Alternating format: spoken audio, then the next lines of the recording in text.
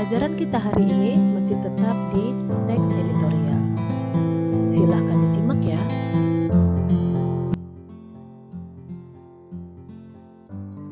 Pertama kali, kalian harus mengetahui kompetensi dasar dari pelajaran ini. Yang pertama, menganalisis struktur dan kaidah kebahasaan teks editorial. Yang kedua, merancang teks editorial dengan memerhatikan struktur dan kebahasaan baik secara lisan maupun tulis. Indikator pencapaian kompetensi yaitu mengidentifikasi struktur teks editorial, mengidentifikasi kaidah kebahasaan teks editorial, menganalisis struktur teks editorial, menganalisis kaidah kebahasaan teks editorial. Untuk di keterampilan, ada menyusun kerangka teks editorial dengan memerhatikan struktur baik secara lisan maupun tulisan. Menyusun kerangka teks editorial dengan memerhatikan kaidah kebahasaan secara lisan maupun tulisan. Merancang teks editorial dengan memerhatikan struktur dan kaidah kebahasaan secara lisan maupun tulisan. Kemudian yang terakhir, menulis teks editorial dengan memerhatikan struktur dan kaidah kebahasaan baik secara lisan maupun tulisan. Jadi, tujuan pembelajaran kita hari ini adalah melalui model pembelajaran problem-based learning, peserta didik mampu menganalisis struktur dan kaidah kebahasaan teks editorial melalui pengamatan gambar dan penayangan video mengenai teks editorial dengan baik. Yang kedua, melalui model pembelajaran problem-based learning, peserta didik mampu merancang teks editorial dengan memerhatikan struktur dan kebahasaan baik secara lisan maupun tulis melalui pengamatan gambar dan penayangan video dengan baik. Nah, perlu kamu ketahui, anak generasi sekarang sudah bisa dipastikan tidak pernah lagi membaca koran. Betul tidak? Padahal, koran masih diproduksi dan dijual. Tapi sekarang, orang lebih suka membaca berita lewat handphone atau menonton televisi. Tetapi apapun itu, membaca berita sangatlah penting untuk mengetahui apa yang terjadi di sekitar kita atau di seluruh dunia. Anak-anak sekalian, silakan mengamati gambar berikut dan berikan pendapat kamu mengenai gambar tersebut. Berikan pendapat kamu mengenai gambar ini. Apa yang kamu lihat? Silakan sampaikan pendapat kamu dengan kalimat yang baik. Kemudian, di gambar ini, apa yang terjadi? Berikan pendapat kamu ya. Setelah kalian melihat dan mengamati gambar sebelumnya dan telah selesai memberikan pendapat, silahkan amati penayangan video berikut.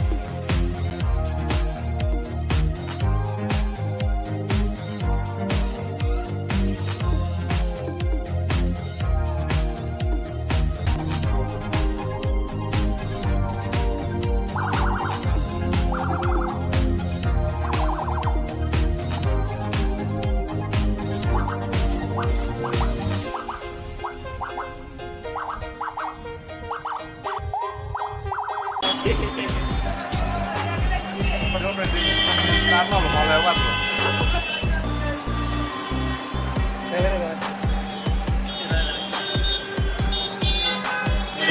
Berarti orangnya marah-marah.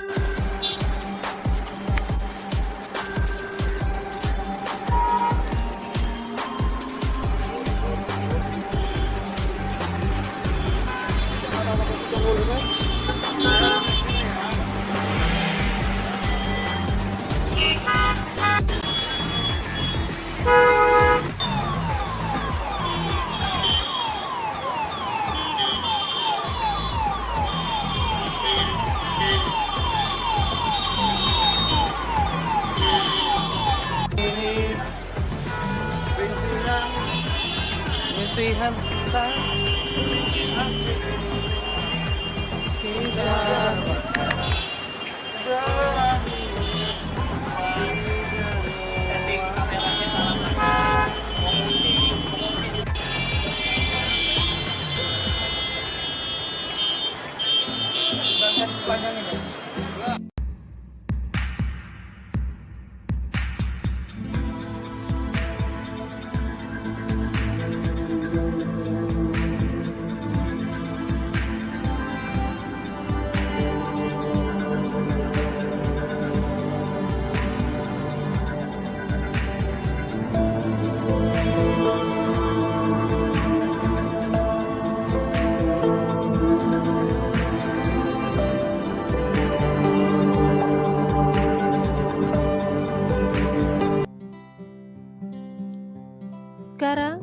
kita masuk ke topik kedua ya.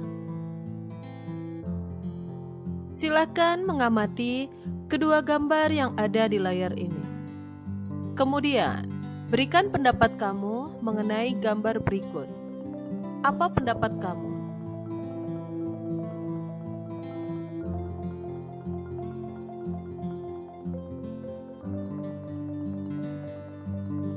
Butuh perjuangan bagi anak sekolah di Mandailing Natal, Sumatera Utara agar bisa sampai ke sekolah. Mereka harus melintasi anak sungai dan bebatuan terjal. Merlin, salah satu siswa sekolah menengah pertama 7 Penyambungan satu atap, harus berangkat pukul 6 pagi agar tidak telat ke sekolah. Jarak antara rumah dan sekolah mencapai 7 km. Tidak hanya Merlin, sebagian siswa yang menuntut ilmu di Sekolah Dasar Negeri 109 Siobon juga melakukan hal yang sama. Satu persatu para siswa harus menyeberangi sungai Cibeut yang deras setiap hari untuk pergi ke sekolah. Tak hanya untuk pergi sekolah, siang harinya pun seusai sekolah, siswa harus mengulang proses yang sama. Kondisi seperti ini bukan kali terjadi. Hal ini telah terjadi puluhan tahun lantaran tidak adanya jembatan yang dibangun untuk menyeberangi sungai. Sungai Cibeut ini adalah sungai yang menjadi perbatasan Kabupaten Cianjur dengan Kabupaten Bogor. Setiap hari, siswa sekolah dasar ini harus menyeberangi sungai selebar 25 meter dengan aliran air sungai yang sangat deras. Kondisi ini tentu mengancam keselamatan para siswa saat menyeberangi sungai untuk bersekolah. Siswa yang menyeberangi sungai ini adalah siswa yang tempat tinggalnya berada di Bogor dan Cianjur. Tiap hari ngelewatin sungai. Tiap hari itu, setiap pulang sekolah. Jam berapa kira-kira kalau pulang? Pulang kira-kira jam 12. Ngelewatin sungai terus. Takut nggak ngelewatin? Takutnya kenapa? Takut Takut kenapa-napa ya? Nah, kalau sungainya banjir gimana? Sekolah nggak? enggak. Nggak sekolah. Kalau sungainya banjir nggak sekolah, Adek. Nah, terus kalau... Di musim hujan seperti ini, air sungai sering sekali meluap. Dan siswa seringkali harus bolos sekolah karena tidak ada jalan alternatif lagi untuk menuju ke sekolah selain menyeberangi sungai Cibeut. Udah berapa tahun, Bang? Sekitar tahun 90-an. Belum pernah ada jembatan, Bang? Belum pernah ada jembatan. Jadi selama ini kalau pulang sekolah, Dia bisa, kalau misalkan pada saat airnya gede gitu kan, diseberangin sama guru kelas atau meminta bantuan orang tua murid. Gitu kan. jadi Bapak setiap hari mengantar murid untuk Ya, nyebrang? ya diantar. Kalau sudah menyeberang ya kita sudah perasaan sudah lega gitu kan. Kalau misalkan belum diseberangkan belum lega. Jadi kita was-was dan takut setiap hari segitu aja. Apalagi di musim penghujan kayak sekarang ini gitu kan. Pihak Sekolah Negeri Batuates berharap pemerintah secepatnya membuatkan jembatan untuk memudahkan anak-anak bersekolah dan memberikan fasilitas yang terbaik agar anak bangsa tetap dapat menuntut ilmu. Tim Liputan Kompas TV. Baiklah, sekarang kita masuk ke pelajaran inti. Pengertian teks editorial adalah artikel utama yang ditulis oleh redaktur koran yang merupakan pandangan redaksi terhadap suatu peristiwa atau berita aktual, sedang menjadi sorotan, fenomenal, dan kontroversial, menimbulkan perbedaan pendapat.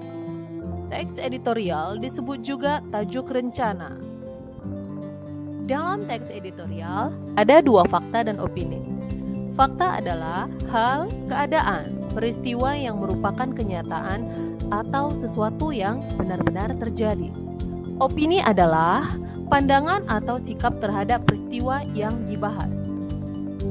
Kita masuk ke struktur teks editorial. Yang pertama, pengenalan isu atau tesis. Pengenalan isu merupakan bagian pendahuluan teks editorial. Fungsinya adalah mengenalkan isu atau permasalahan yang akan dibahas dalam bagian berikutnya. Pada bagian pengenalan isu disajikan peristiwa persoalan aktual, fenomenal, dan kontroversial. Yang kedua, penyampaian pendapat atau argumentasi. Bagian ini merupakan pembahasan yang berisi tanggapan redaksi terhadap isu yang sudah diperkenalkan sebelumnya. Yang ketiga, penegasan ulang pendapat atau reiteration. Penegasan dalam teks editorial berupa simpulan, saran, atau rekomendasi. Di dalamnya juga terselip harapan redaksi kepada pihak terkait dalam menghadapi atau mengatasi persoalan yang terjadi dalam isu tersebut. Nah, itulah struktur dari teks editorial.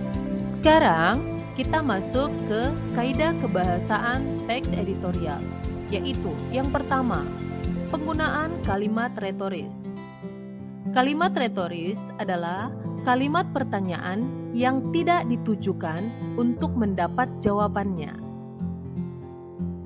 2. Menggunakan kata-kata populer sehingga mudah bagi khalayak untuk mencernanya. Tujuannya agar pembaca tetap merasa rileks meskipun membaca masalah yang serius dipenuhi dengan tanggapan yang kritis. 3. Menggunakan kata ganti penunjuk yang merujuk pada waktu, tempat, peristiwa, atau hal lainnya yang menjadi fokus ulasan. Yang keempat, banyaknya penggunaan konjungsi kausalitas seperti sebab, karena sebab, oleh sebab itu. Hal ini terkait dengan penggunaan sejumlah argumen yang dikemukakan redaktur berkenaan dengan masalah yang dikupasnya. Selanjutnya, perlu kamu ketahui, menyusun informasi melalui teks editorial ada dua. Yang pertama, menyusun argumen atau pendapat terhadap isu aktual. Yang kedua, menyusun saran terhadap isu aktual. Saran yang baik setidaknya memenuhi dua syarat, yaitu yang pertama, benar-benar bisa menjadi solusi bagi penerima saran untuk memecahkan masalahnya. Yang kedua, praktis, dapat dipraktikkan. Anak-anak sekalian, tujuan dari pembelajaran kita adalah kamu mampu menulis teks editorial dengan memerhatikan struktur dan kaidah kebahasaan baik secara lisan maupun tulisan. Nah, bagaimana menulis teks editorial yang benar? Perhatikan tahap-tahapnya. Yang pertama, bacalah 2-3 teks editorial dari sumber media massa yang berbeda. Ini adalah sebagai bahan referensi kamu. Kemudian, datalah isu-isu utamanya dan rumuskan menjadi pernyataan umum. Tahap yang ketiga, telusuri data-data pendukung atas pernyataan umum yang sudah kamu buat. Misalnya dari buku, majalah, Badan Pusat Statistik, atau artikel jurnal. Yang keempat, buatlah perincian data tersebut dan analisis menjadi sebuah argumen. Yang kelima, argumen-argumen yang kamu buat secara terperinci ditafsirkan menjadi sebuah pendapat, baik berupa kritik, penilaian, maupun harapan. Yang keenam, buatlah saran atau rekomendasi untuk memberikan solusi atau isu-isu yang berkembang. Yang terakhir, kemaslah hasilnya dalam satu tulisan teks editorial dengan panjang tulisan 8-10 paragraf, dengan masing-masing paragraf antara 2-3 kalimat. Itulah pelajaran kita hari ini. Kalian sudah paham bukan? Baiklah, selanjutnya silakan kerjakan tugas kalian yang ada di LKPD ya. Kerjakanlah secara berkelompok dan berdiskusi. Apabila ada yang kurang kamu pahami, silakan bertanya. Kepada teman boleh, kepada guru juga boleh. Semangat, selamat bekerja!